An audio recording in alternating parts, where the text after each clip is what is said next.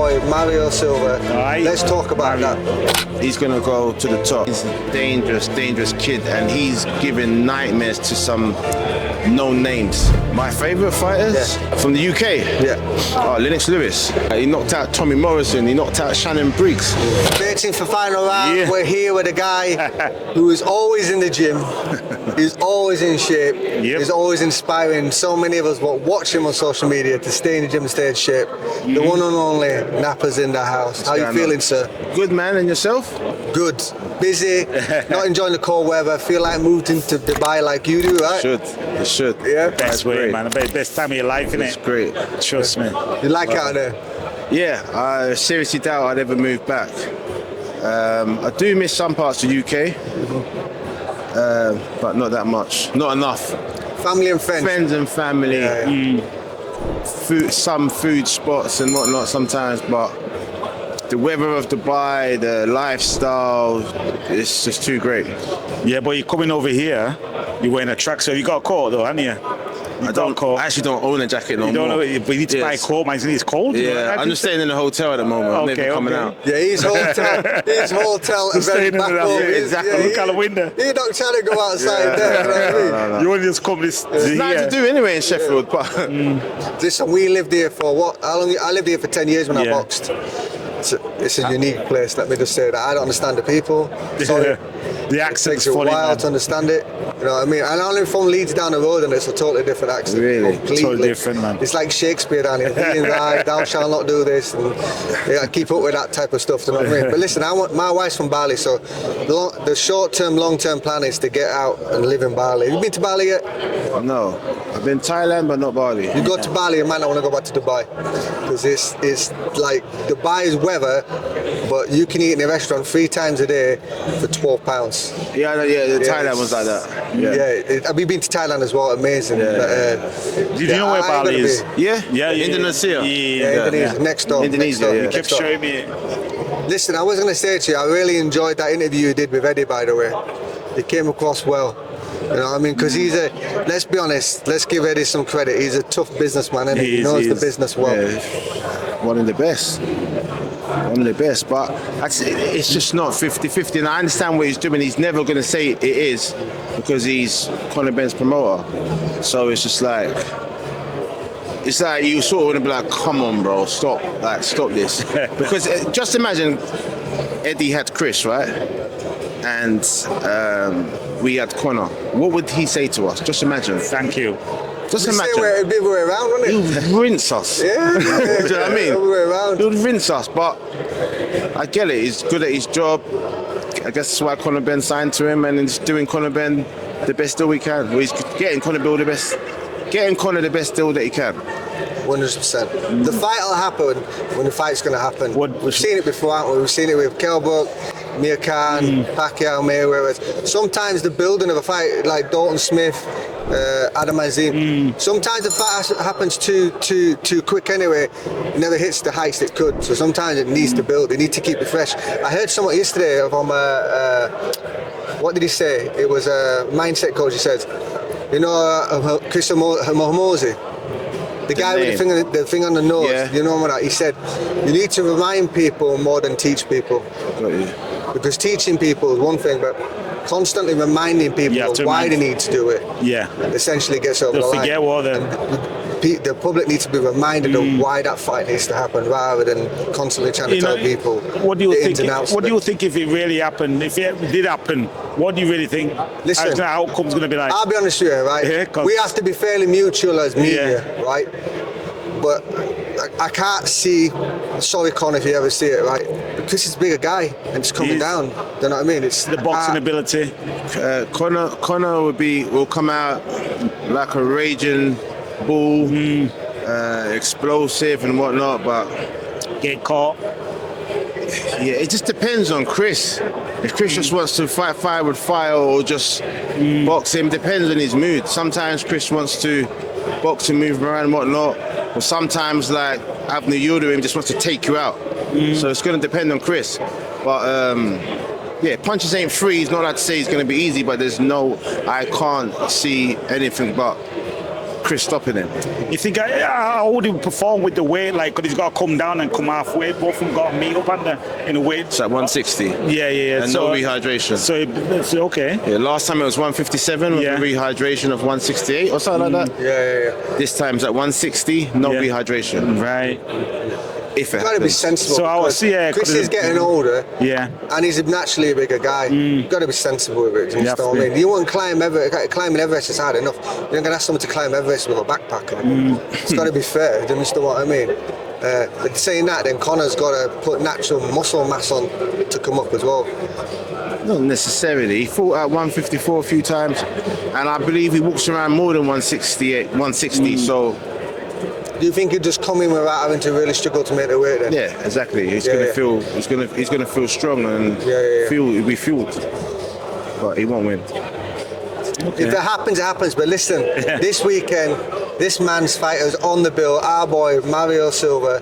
Let's talk about that, okay? Because we believe in Mario. We've been talking to Mario well before the cameras, lights, and action knew him. Coming up. We did a podcast with him about 2 years ago when he was coming up, right? I mean, and you trained with his dad, didn't you? Yeah. Trained with his dad. We just sparred together, yeah. Oh, really? Yeah, it's living in Manchester. Pardon? You thought you was a fighter? Yeah, I was a fighter. Yeah, he was English champion. Master WBF champion, middle and super middle. I know I didn't do a lot, but I did my thing, man. You both fought? Yeah, we both fought. Yeah. We fought. So dangerous little duo. Yeah, we both like end up in the Ingles gym as well. Okay. Together, so we're there in the 90s with Nadim Hamid, in the prime, Johnny, Ryan Rhodes, Neville Brown. Okay.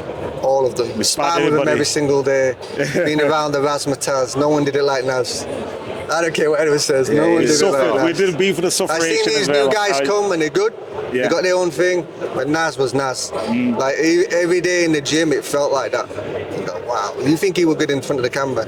You aren't seeing nothing in the gym. It was different in the I can imagine because he was more relaxed. I seen him fighting with, and I want their names. I've seen him fight middleweights and beat the brakes off them. Really, champions as well. From pillar to post, you know what I mean? He was a star, special. Sure. I think he only got out. It was 28 when he got. It was 28 when he got out. It's bad hands or something, was it? Yeah, bad hands. Means he's a puncher. Well, he could hit. He could hit. Trust me. But listen, Mario Silva, he's got the rhymes, he's got the style, he's got the looks, he's got the flavour. You believe him, right? He's going to go to the top. He's 22 from Manchester, 6-0, 3 knockouts. Even the fights that went the distance is only because they were opponents that were like just too heavy. It was just like just getting their experience. He's a dangerous kid, and he's giving nightmares to some known names in the gym. We know. We hear the same stories as you. We hear the same stories. Yeah, another thing with him as well. Events. You've heard real life events. Okay. Yeah. So it's happening. He's fighting Emmanuel Zion this weekend, who is a game kid. We want him in a fight with someone that's going to test him, give him some rounds, make him think. So it brings out more of what he's capable of. Mum said every fight is about just bringing them on a little bit more, not too far, not too low, but knocking over dustbin men isn't going to progress him forward. Exactly. You know what I mean? So every fight's got to put him in that destination. And the kid's still going as well. He's he might end up a cruiserweight by the time he's finished. You know what I mean? Because he's got height as well. It's like 6'2". Yeah, he's tall. He's and very he's good tall. Entertaining as well. That's what he needs. He's got bars. He's not boring. I know, but he's doing for us. He just give us a bar to every time we say give us a bar, he always gives us a fresh bar. Live, you know what I'm saying? Like when we met you the first time, he gave us that bar. We didn't even know what you were going to say. Did you know what you were going to say? No, I wanted to say because I've heard him on the other. I heard him somewhere else, and I said, "Give us it again." You know what I mean? But it's good. Yeah, we love him. We care about him. We want to see him do well. Yeah, 100%. He understands the business. He understands the business. If you're an amateur fighter, you're an amateur fighter. But when you're pro, it's not just about fighting. You've got to be. Like I said to the young man before earlier on today, I said that camera there, the people for that camera have to be able to connect to you. If you're not talking, how do they emotionally connect to you? How do they know who you are? Do you understand what I mean? Your personality is more important in front of the camera. There's certain MMA fighter who's won one fight in 7 and is earning millions still every day. You know what I'm talking about, right? Because people are now to relate to that individual. Funny enough, that individual I talk about, I know through the combinations he chucks, he was influenced by Nas.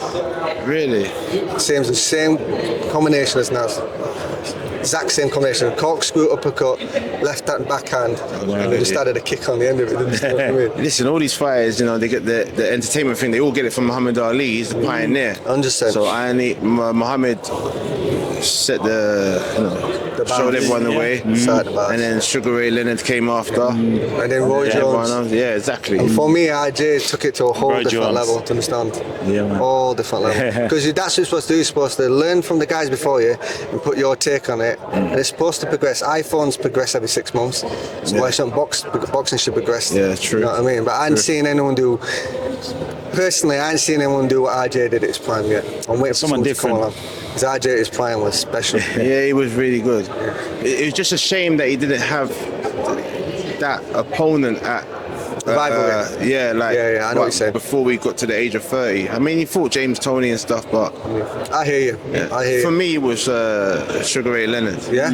Because he had the Hagler fights, he had the Hearns, he had Duran, he had the rivalry. Yeah, that's all it was. Yeah, He even had Benavidez. Yeah, it's like I would have liked to see Roy Jones fight Eubanks, Ben, Gerald McLennan, Julian Jackson, a couple guys that were in his era. Would have been nice to see what happened. Maybe Hopkins, while Hopkins was champion. Yeah, because when RJ beat Hopkins the first time, they were quite new to the game. A bit early, yeah. Or even Kazak, that would have been a good fight if they fought a bit earlier. Yeah, I still think RJ beats Kazak in his prime though. But Kazak is good though. Kazak throws so many punches that it's so hard to beat him on points. How do you beat a guy that's throwing 100 punches around? You got to knock him out. He had conditioning for days. Exactly. So you would have had to neutralize him. That's what I mean. It would have been a good fight. Yeah, 100%. It would have been a good 100%. fight. What I like about talking to you, I can see that you love the game. You're passionate about the game. Been watching the boxing since 1989. Yeah. Wow. 1989. Long time. It's been a long time. Who's your guy coming up, Sugar Leonard? Who else? From this shows, who was the guy? My favourite fighters? From this shows. From the UK? Yeah. Oh, Lennox Lewis. Wow, Yeah. Lennox. What do you like about him?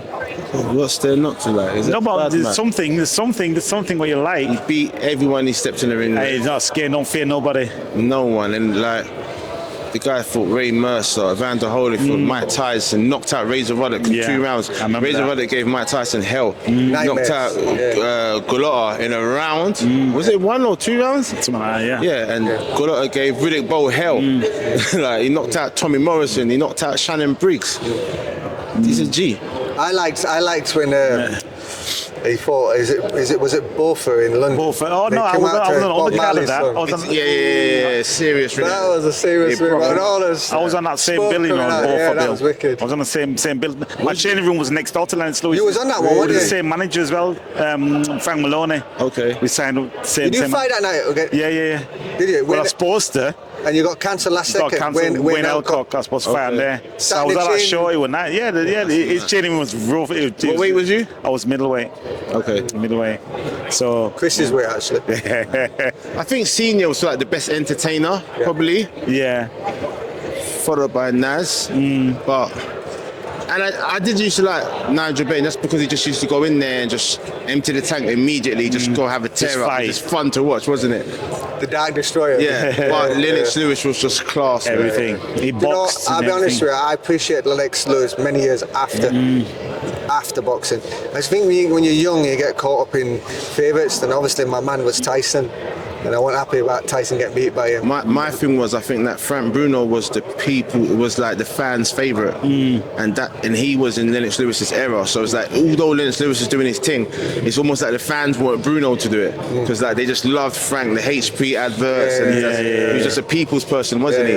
Whereas Lennox Lewis had the whole Jamaica, Canada, UK thing. So it's like so he was like although he was repping England, maybe some people didn't see him as like a true Brit, like how they saw Frank.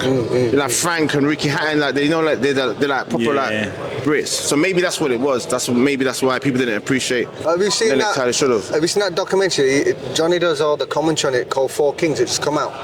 Chris, Lennox Lewis. Is it on Amazon or something? Yeah, watch it. Amazon. Watch it. Because it's really good, right? But there's a thing in there when they were talking about Frank, where I didn't see it at the time, but there was a lot of racism, lots of racism. Like black fighters are getting abuse, and for some reason, Frank captured the imagination of the white people. Yeah, that's what I'm saying, and yeah. he was the person that actually cut a lot of racism out in sports in general, because people could relate to Frank being a black man. The white people loved him, but then later down the line, guys like Lennox Lewis calling him and Uncle Tom and things like that really hurt Frank, because it's like, wait, do you understand it? I'm just trying to be myself, understand? Which all you guys will benefit from. Lennox was trying to set a fight. I don't know him personally, but I'm just looking at it from the outside, guessing.